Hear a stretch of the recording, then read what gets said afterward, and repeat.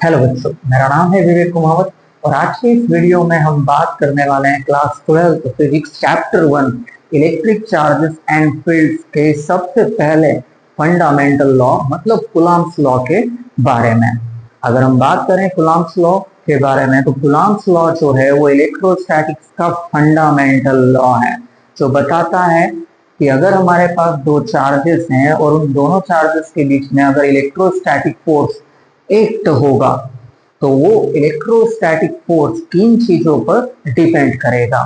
तो पहली चीज अगर हम बात करें इलेक्ट्रोस्टैटिक फोर्स के बारे में तो इलेक्ट्रोस्टैटिक फोर्स जो है वो हमारे यूनिवर्स के चार फंडामेंटल फोर्सेस में से एक है। मतलब कि अगर हम इलेक्ट्रोस्टैटिक फोर्स को देखें कि ये कहाँ पर एक्ट हो रहा है तो अगर हमारे पास कोई एटम है और उस एटम के अंदर उसके न्यूक्लियस में प्रोटॉन्स भी होंगे और उसी न्यूक्लियस के अराउंड उस एटम के जो इलेक्ट्रॉन है वो रिवॉल्व होते रहते हैं। तो उन इलेक्ट्रॉन और प्रोटॉन्स के बीच में जो फोर्स एक्ट होता है उसी फोर्स को हम बोलते हैं इलेक्ट्रोस्टैटिक फोर्स। तो अब ये जो इलेक्ट्रोस्टैटिक फोर्स है वो सबसे पहले अगर हम बात करें तो वो 2 पॉइंट चार्जेस के बीच में एक्ट हो रहा है। तो जो फोर्स एक्ट होगा वो डायरेक्टली प्रोपोर्शनल होगा इन पॉइंट चार्जेस के मैग्नीट्यूड्स के प्रोडक्ट के। मतलब अगर हम चार्जेस का मैग्नीट्यूड बढ़ा तो उससे होगा ये कि हमारा इलेक्ट्रोस्टैटिक फोर्स जो है वो इंक्रीज हो जाएगा, उसका मैग्नीट्यूड जो है वो इंक्रीज हो जाएगा। दूसरी बात कि जो हमारा इलेक्ट्रोस्टैटिक फोर्स है वो इनवर्सली प्रोपोर्शनल है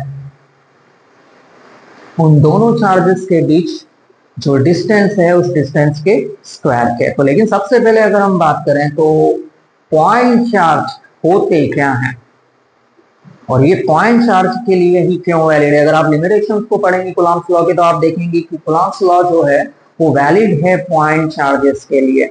तो देखिए अगर हम बात करें 12th लेवल की फिजिक्स की तो हम बहुत इनिशियल स्टेज पर हैं चीजों को समझने के लिए और इस स्टेज पर चीजें जितनी आसान हो तो कॉन्सेप्ट जो है वो बेहतर तरीके से हमें समझ में आता है। तो यहाँ पर जो हमारा एम है वो कॉन्सेप्ट को समझना है वो भी बहुत आसानी से। अब होता क्या है पॉइंट चार्ज ऐसा चार्ज होता है जिसकी कोई डायमेंशन नहीं होती है, जीरो डायमेंशन चार्ज। मतलब ऐसा पॉइंट चार्ज जो कि इमेजिनरी है। पहली बात तो ये रियल में एग्जिस्ट नहीं करता है, ये इमेजिनरी चार्ज है, जीरो डायमेंशन होती है इनकी, मतलब इनका कोई वॉल्यूम भी नहीं है और सारा चार्ज जो है वो इस पॉइंट पर कॉन्सेंट्रेट रहने वाला है। तो देखिए कितना आसान है। अगर मैं यहाँ पर दो चार्ज लेकर चलूं और मुझे उनके बीच का फोर्स कैलकुलेट करना है और फोर्स जो है वो डिस्टेंस पर डिपेंड करता है तो उस केस में मुझे बस आसानी से बस एक डिस्टेंस को कैलकुलेट करना है और हमारा फोर्स जो है वो हम फाइंड कर लेंगे। देखिए कितना आसान है। लेकिन अगर मैं इन चार्जेस का जो साइज है वो थोड़ा इंक्रीज कर दूं तो इससे होगा क्या, अब हमने यहाँ पर क्या कर दिया, हमारे कैलकुलेशन को थोड़ा कॉम्प्लिकेटेड कर दिया है। अब यहाँ पर कोई डिस्टेंस नहीं, सिर्फ चार्जेस के बीच की डिस्टेंस पॉइंट चार्ज। अब यहाँ पर अगर मैं साइज को बड़ा कर रहा हूं तो पहला क्वेश्चन तो मेरे लिए ये आएगा कि मैं ये डिस्टेंस कहां से कैलकुलेट करूं, यहां से यहां तक या फिर यहां से लगाकर यहां तक। तो दोनों डिस्टेंस आप देख सकते हैं कि दोनों अलग अलग डिस्टेंस है। और यहाँ पर अगली दूसरी तरफ अगर हम देखें कि जब हम पॉइंट चार्ज की तरफ जाते हैं और इन्हें पॉइंट चार्ज की तरह कंसीडर करते हैं इन चार्जेस को तो कितना आसान है, एक सिंपल सी डिस्टेंस उन चार्जेस के बीच, ना कोई एंगल ना कोई एक्स्ट्रा डिस्टेंस। अब यहाँ पर देखिए परेशानी हो जाएगी, भाई दो चार्ज और दो अलग अलग डिस्टेंसेस मुझे मिल गई है और मैं देखना चाहूँ यहाँ से लगाकर यहाँ तक तो देखो और डिस्टेंस में कोई एक नई डिस्टेंस मिल गई, ना जाने कितनी डिस्टेंस से समय मिलती चली जाएगी तो चीजें जो है वो और कॉम्प्लिकेटेड हो जाएगी। तो इससे आसान ये है कि हम चीजों को मतलब चार्जेस को पॉइंट साइज मानकर चले और फिर उनकी हम स्टडी करें।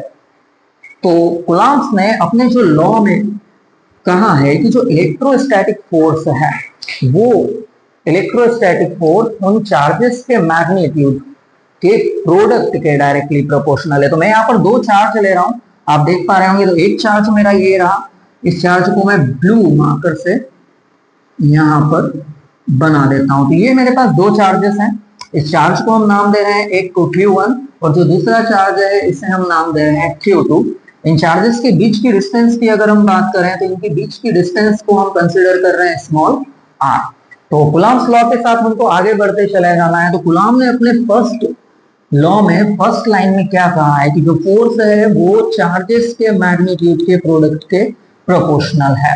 मतलब मैग्नीट्यूड बढ़ेगा चार्जेस का, इनका प्रोडक्ट का मैग्नीट्यूड भी बढ़ जाएगा, हमारा फोर्स जो है वो भी जो है वो बढ़ जाएगा। अगर हम इसको कम करते चले जाएं तो हमारा फोर्स जो है वो भी कम होता चला जाएगा। एक डायरेक्ट रिलेशन है। ऐसे कैसे अगर हम बात करें तो दूसरी बात जो कह रहे हैं कुलम कि ये इनवर्सली प्रोपोर्शनल है इन चार्जेस के बीच की डिस्टेंस के स्क्वायर के। तो ये रही हमारी डिस्टेंस, तो मैं इसके भी यहाँ पर अलग से लिख लेता हूं कि ये रही डिस्टेंस का स्क्वायर और इसका इनवर्सली प्रोपोर्शनल है हमारा फोर्स। मतलब कि डिस्टेंस को अगर हम जितना कम करेंगे उतना ही हमारा इलेक्ट्रोस्टैटिक फोर्स जो है वो इंक्रीज होता चला जाएगा। मतलब ठीक उल्टा इफेक्ट हमें देखने को मिलेगा ये जो रिलेशनशिप है। तो इन्हीं दोनों इक्वेशन को मिलाकर अगर मैं एक फाइनल इक्वेशन बनाऊं वो कुछ इस तरीके से हो जाएगी। F जो है वो प्रोपोर्शनल हो जाएगा Q1 into Q2 divided by R square के। तो हमें ये तो पता चला कि जो इलेक्ट्रोस्टैटिक फोर्स जो है वो दो चीजों पर डिपेंड कर रहा है, चार्जेस के मैग्नीट्यूड के प्रोडक्ट पे, सेकंड चार्जेस के बीच की डिस्टेंस के स्क्वायर पर। मतलब दो चीज हमें चाहिए, मैग्नीट्यूड चार्जेस का, दूसरा चार्जेस के बीच की डिस्टेंस। तो फिलहाल ये जो इक्वेशन है उससे ये तो पता चल रहा है, लेकिन अभी हमें ये नहीं पता चल रहा है कि फोर्स जो है वो कब इस साइड जो है, अगर मैं राइट साइड की बात करूं, इन चार्जेस और ये जो डिस्टेंस है इनके कैलकुलेशन के कब इक्वल होगा। तो उसके लिए हम यहाँ पर क्या कर रहे हैं, इस प्रोपोर्शनैलिटी साइन को यहां से हटा रहे हैं और जो लेफ्ट साइड है और राइट साइड इन दोनों को हम बैलेंस करने की कोशिश कर रहे हैं। तो लेफ्ट साइड तो हमने फोर्स लिखा है, अब आगे के बारे में हम बात करें तो ये रहा हमारे चार्ज Q1 और Q2 और डिवाइड में इनके R स्क्वायर। लेकिन फिर भी जो है हमारा फोर्स फिलहाल अभी बैलेंस नहीं हुआ है, तो इसे बैलेंस करने के लिए हम यहाँ पर क्या कर रहे हैं, एक प्रोपोर्शनैलिटी कांस्टेंट ले रहे हैं जिसको हम कूलॉम्स कांस्टेंट भी बोलते हैं। तो इसे मैंने यहाँ पर A से रिप्रेजेंट किया है कि यहाँ पर जो A है, ये A जो है हमारा प्रोपोर्शनैलिटी कांस्टेंट है। मैं उसे यहाँ पर लिख देता हूँ, here small a is proportionality constant and its value is, तो a जो है प्रोपोर्शनैलिटी कांस्टेंट है, कूलॉम कांस्टेंट भी हम इसे बोलते हैं। तो इसकी वैल्यू क्या होगी, तो इस वैल्यू को अगर हम लिखने की कोशिश करें तो a इज इक्वल्स टू हो जाती है 1/4 पाई एप्सिलॉन नॉट। तो फिलहाल हम इसके बारे में आगे बात करने वाले हैं। तो फिलहाल मैं यहाँ पर क्या कर रहा हूँ, इस a की जो वैल्यू है इस इक्वेशन में यहाँ पर मैं पुट कर रहा हूँ। तो अगर मैं इस इक्वेशन को जो a की वैल्यू है अगर मैं इस इक्वेशन में रख दूं तो फाइनली जो फोर्स है उसके लिए हमारे लिए उसके एक्सप्रेशन जो है वो बन जाती है 1/4 पाई एप्सिलॉन नॉट। मतलब मैंने a को हटाकर उसे 1 divided by 4 pi epsilon not से रिप्लेस कर दिया है into Q1 Q2 bye R square. तो अगर हम बात करें तो फाइनली जो एयर मीडियम है, अगर हम चार्जेस के बीच में अगर मीडियम को कंसीडर करें और वो मीडियम अगर एयर हो या वैक्यूम हो तो उस केस में उस मीडियम के अंदर इन चार्जेस के बीच में जो फोर्स इलेक्ट्रोस्टैटिक फोर्स एक्ट होगा उसे हम इस इक्वेशन से फाइंड करेंगे। तो ये हमारे लिए फाइनली फोर्स की एक्सप्रेशन है और फोर्स की यूनिट होती है न्यूटन, जो मैं यहाँ पर लिख देता हूँ। तो पहली चीज अगर आप देख रहे हैं यहाँ पर 4 पाई R स्क्वायर, मतलब ये जो है 4 पाई R स्क्वायर, इसका मतलब क्या निकल रहा है इक्वेशन में, मतलब कि जो चार्ज है उस चार्ज के चारों तरफ 4 पाई R स्क्वायर, मतलब अगर हम एक पॉइंट चार्ज लें और पॉइंट चार्ज के अगर आगे उसके चारों तरफ एक इमेजिनरी स्फीयर की कल्पना करें तो ये इस चार्ज के चारों ओर किसी भी पॉइंट पर अगर हम इस इलेक्ट्रोस्टैटिक फोर्स को फाइंड करने की कोशिश करेंगे तो वो फोर्स हमें बिल्कुल मिलेगा। चार्ज अगर यहां हो तो चार्ज के पीछे, चार्ज के आगे, चार्ज के राइट साइड, चार्ज के लेफ्ट साइड, चार्ज के ऊपर, इधर उधर कहीं पर भी मतलब इस इलेक्ट्रोस्टैटिक फोर्स का इफेक्ट जो रहने वाला है क्या होगा, चार्ज के चारों ओर होगा। क्यों? क्योंकि कोई भी चार्ज हुआ, अगर मैं बात करूं तो इलेक्ट्रोस्टैटिक चार्ज की अगर हम बात करें तो चार्ज अपने चारों ओर इलेक्ट्रिक फील्ड को डेवलप करती है। तो उसी इलेक्ट्रिक फील्ड के अंदर क्या होता है, ये इलेक्ट्रोस्टैटिक फोर्स एक्ट होगा जब उस इलेक्ट्रिक फील्ड के अंदर कोई दूसरा चार्ज आएगा, तो उस चार्ज पर ये इलेक्ट्रिक फील्ड इलेक्ट्रोस्टैटिक फोर्स जो है वो एक्ट होगा। तो ये इलेक्ट्रोस्टैटिक फोर्स दो टाइप का होगा, एक तो रिपल्सिव, दूसरा अट्रैक्टिव। अगर सेम नेचर के चार्जेस हैं तो उस केस में क्या होगा, इन चार्जेस के बीच में जो फोर्स एक्ट होगा वो रिपल्सिव फोर्स होगा। अगर अपोजिट नेचर के, मतलब एक चार्ज पॉजिटिव है तो दूसरा चार्ज अगर नेगेटिव है, तो उस केस में इनके बीच में जो फोर्स एक्ट होगा वो अट्रैक्टिव फोर्स होगा। दूसरी चीज जो जानना चाहिए, ये एप्सिलॉन नॉट। तो एप्सिलॉन नॉट है क्या, तो मैं यहां पर लिख देता हूं, here epsilon not is a permittivity of air medium और फ्री स्पेस।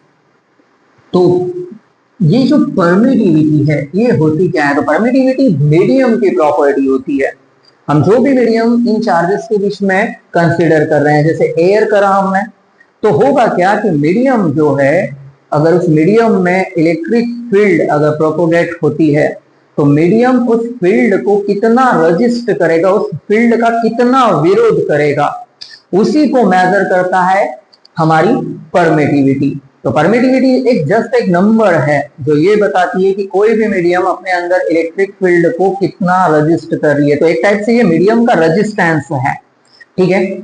अब मीडियम चेंज होने के साथ साथ क्या होता है कि परमिटिविटी जो है वो भी चेंज होती चली जाती है। आप इमेजिन कर सकते हैं कि आप अभी फिलहाल एयर मीडियम में, तो आप आसानी से एक जगह से दूसरी जगह जा सकते हैं, लेकिन अगर मान लें कि आप जहां चल रहे हैं और वहां पर सिर्फ पानी हो, मतलब मीडियम जो है वो वाटर हो चुका है, तो हमें पानी पे कैसे चलने में परेशानी होती है। तो सेम क्या होगा, चार्जेस के लिए भी यही होगा, ये इलेक्ट्रोस्टैटिक फोर्स जो है इसे और कम कर देगा। मतलब वाटर मीडियम अगर मैं कंसिडर करता हूं तो उसकी परमिटिविटी जो है, ये जो एप्सिलॉन है, इसकी वैल्यू जो है वो और बढ़ जाएगी। तो सबसे कम अगर परमिटिविटी होती है तो वो वैक्यूम मीडियम की होती है, और इसे हम एब्सोल्यूट परमिटिविटी भी कहते हैं। तो इसी चीज से हम आगे बात करें तो अगर मैं बीच में इन चार्जेस के बीच में डाइलेक्ट्रिक मीडियम कंसिडर कर लूं, तो डाइलेक्ट्रिक मीडियम की अगर हम बात करें तो ऐसा इंसुलेटिंग मीडियम जो इलेक्ट्रिक इफेक्ट को शो जरूर करता है लेकिन इलेक्ट्रिक करंट को अपने अंदर से पास नहीं होने देता है, फ्लो नहीं होने देता है, तो ऐसे मीडियम को हम बोलते हैं डाइलेक्ट्रिक मीडियम। डाइलेक्ट्रिक मीडियम के एग्जांपल की अगर हम बात करें तो जैसे माइका हो गया है, सिरामिक हो गया है, तो ऐसे मीडियम जो रहेंगे वो हमारे लिए डाइलेक्ट्रिक मीडियम होंगे। तो अगर इन चार्जेस के बीच में अगर हम डाइलेक्ट्रिक मीडियम रखते हैं तो उसके लिए जो फोर्स है उसकी एक्सप्रेशन क्या होगी, चलिए हम देखते हैं हमसे। तो मैं यहां पर लिख देता हूं, फॉर